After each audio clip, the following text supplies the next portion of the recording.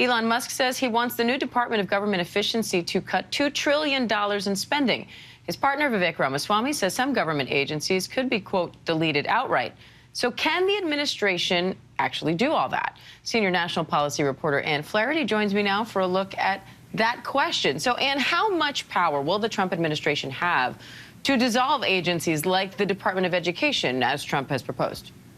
So on its surface, the administration doesn't have a lot of power because most of these federal agencies are rooted in federal law. So the Education Department, for example, this is something that President Trump has said he wants to get rid of.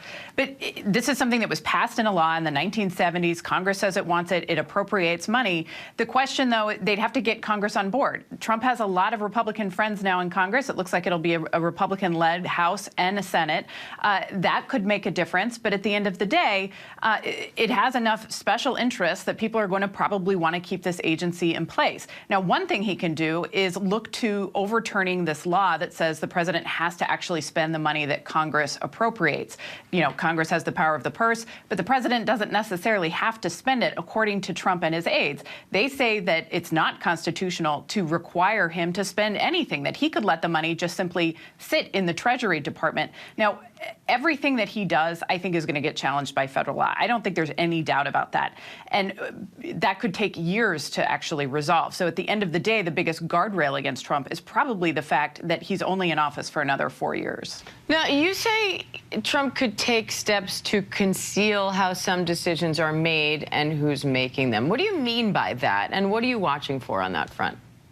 So he's named two people, Elon Musk and Vivek Ramaswamy, to head up this Department of Government Efficiency. Now, this is going to operate outside of government. And what that means is it's not going to be subject to the same transparency laws. As a reporter, I can't be checking visitor logs to see who they're talking to. I won't necessarily even know who is staffing their offices because it's going to be funded entirely outside of the federal agencies. Now, Elon Musk says that he is not going to spend any money. He wants people to essentially work for free for 80 hours a week to figure out how they can spare the government and knock down all these regulations.